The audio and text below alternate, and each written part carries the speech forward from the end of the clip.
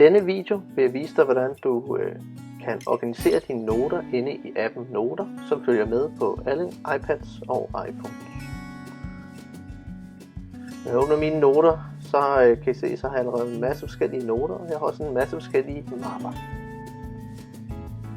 Mapperne kan man få vist og skjult ved at trykke på det ikon i øverste venstre hjørne. Så skjuler den og viser den igen. I siden her er det også vist på hvilken konto jeg har de her noter tilknyttet. I mit tilfælde har jeg min iCloud-konto som det primære, og jeg har en arbejdsmail nedenunder, hvor jeg også har nogle noter i. Jeg har sorteret en masse forskellige mapper. Den øverste, hvor der står alle iCloud, den her mappe er en, der er der per standard, og den har bare alle noter i sig. De andre er nogle, jeg har oprettet. Lige ved undtagelse af den nederste, som blev slettet for nylig, den kan vi opfatte ligesom papirkurven på en PC eller en Mac. Jeg kan ved at trykke på ny mappe nede i venstre hjørne oprette en ny mappe. I det her tilfælde vil jeg gerne have en, som hører til min blog, så det kalder vi bare blog og Pixio.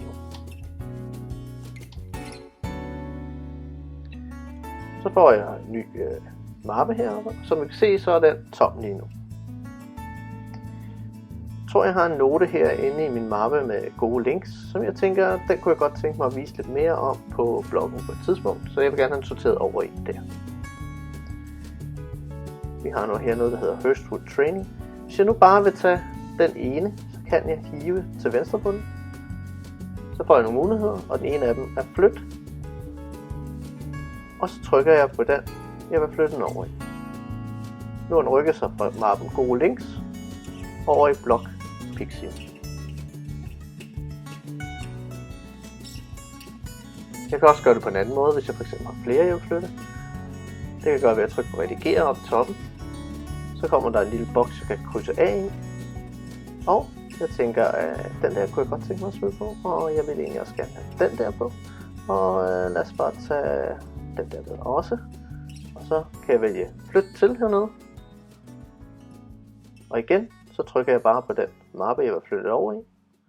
Så lander det i den mappe.